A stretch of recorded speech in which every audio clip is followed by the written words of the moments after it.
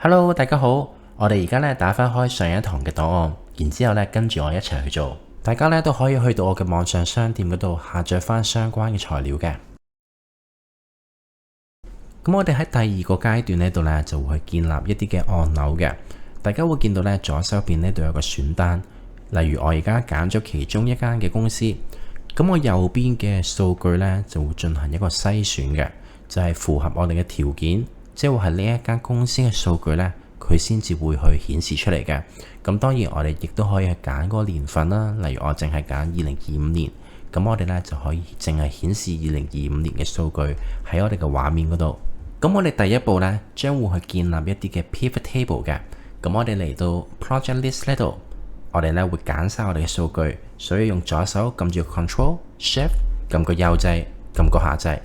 咁睇清楚係咪揀晒所有嘅數據啦？我哋落到最底，全部數據揀晒嘅。咁跟住呢，我哋就會去插入一個 pivot table。咁跟住呢，佢就問我哋啦，我哋想擺喺邊度？我哋擺喺一個新嘅工作表嗰度。咁確定。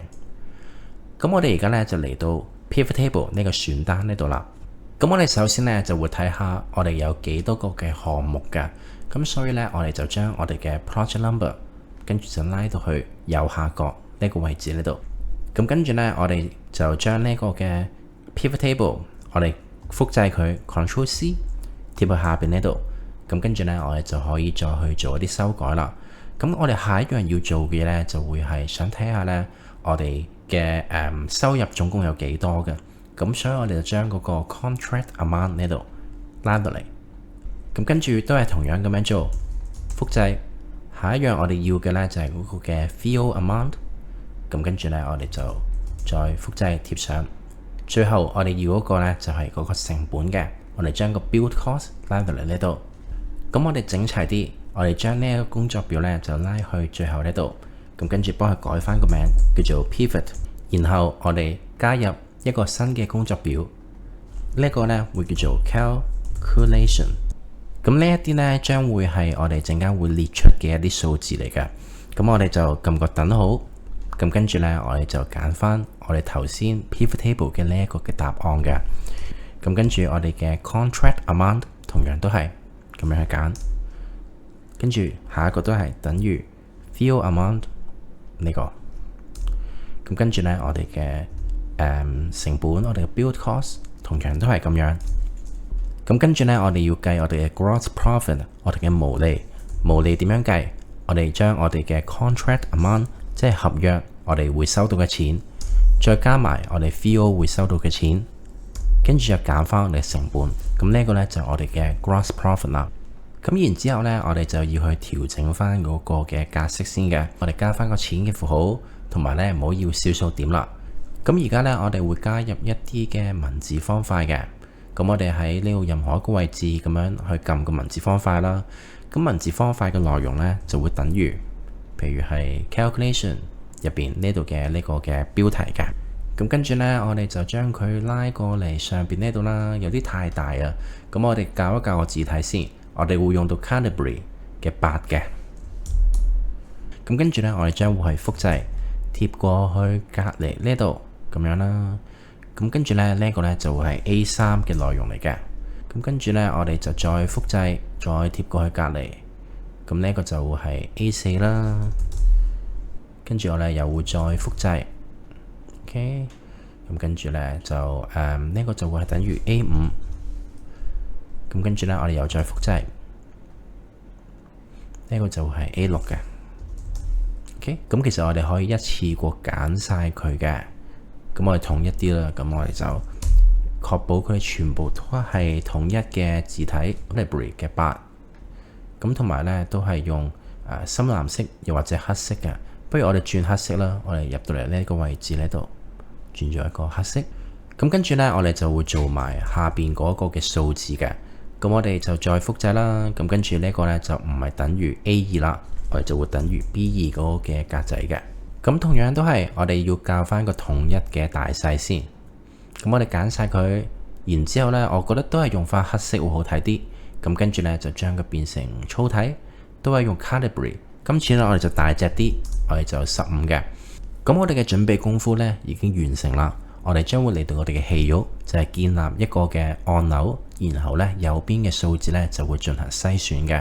咁點樣去做？我哋嚟到 Pivot Table 呢度，我哋去到其中一個嘅 Pivot Table，跟住呢就撳呢個嘅Pivot Table 嘅一啲嘅選單啦。咁跟住呢，我哋就會撳一撳呢個嘅插入交叉分析篩選器呢一個按鈕，撳一撳佢。咁我哋呢會俾個用戶去揀啲乜嘢呢？我哋會俾個用戶呢，首先就係揀嗰個嘅公司嘅，撳一撳 Company 呢度確定。咁我哋呢就成功加入咗一個嘅按鈕啦。然後我哋將會剪下，跟住呢將佢搬過嚟 Dashboard 呢一頁呢度，擺翻去適當嘅位置嗰度。跟住呢，你會發現你嘅按鈕呢係未連結到去其他嘅圖表嗰度嘅，見唔見到啊？你會見到呢，佢而家無論點樣撳都好啦，就淨係得呢個嘅項目嘅數目呢度有一個影響嘅啫，其餘嗰啲呢全部冇反應嘅。咁我哋點樣處理呢個問題呢？我哋就撳一撳我哋呢一個嘅按鈕呢個嘅篩選器啦。咁跟住呢，就喺呢度，我哋揀呢個嘅報表連線，見唔見到？撳呢個報表連線呢個掣，咁你會見到呢度係未連結埋一齊啦。咁我哋就將佢拉大佢先，睇清楚有幾多個嘅Pivot Table 可以連結埋一齊。咁我哋就將4個都連埋一齊，撳確定。咁跟住我哋再試下，冇錯啦。我哋而家呢個按鈕就能夠將所有嘅一啲數字呢都會做一個篩選嘅。如果大家想做一啲設計嘅話呢，我哋就撳一撳我哋嘅按鈕嚟到呢個位置。咁跟住呢，我哋揀其中一個預設咗嘅先，然之後我哋需要撳一個嘅複製嘅。當你撳完複製之後呢，你就可以去做一個新嘅一個 style 啦，從而呢喺呢度去選擇當中嘅一啲嘅格式嘅。又或者大家可以複製胡 Sir 嘅風格嘅，咁我哋就去複製其中一個嘅按鈕啦。然之後我哋翻到嚟我哋嘅頁面嗰度，我哋貼上。當你貼上完之後呢，你就會發現我哋喺呢個位置選擇嘅時候呢，就會多咗一個風格嘅。咁呢個呢，就會叫做 Excel Classroom。只要揀一揀佢呢，你就可以套用到我為大家設計嘅風格噶啦。咁跟住再加入 Project Status 同埋 Year， 確保我哋每一個嘅按鈕呢，報表連線呢度係全部剔晒嘅。咁呢個呢，就我哋今日嘅製成品啦。我哋左手邊呢度有一啲嘅按鈕，然後我哋就可以透過呢啲按鈕去篩選右手邊顯示嘅數據嘅。嚟緊呢，下一堂我哋將會做一啲嘅圖表嘅，咁其中呢，就包括呢一個與去年同期嘅一個比較。因為呢，有部分嘅業務呢，可能係有一個季度性嘅一個影響嘅，即係話假如呢，佢按月增長，譬如可能佢喺10月到11月增長得好犀利，咁係咪代表住間公司有個好好嘅一個成長呢？其實唔一定嘅，因為呢，如果佢有季度性影響呢，你其實要睇埋就係佢對比上年嘅同期，即係上年嘅11月呢，係咪都係上升呢？咁樣睇呢，先會有一個更全面嘅分析咯。咁所以呢，我哋下一堂做嘅呢一個圖表呢，就會去比較佢每個月之間嘅變化，從而呢去睇一睇佢每個月嘅增長嘅。咁我哋下一個 video 再見啦，拜拜。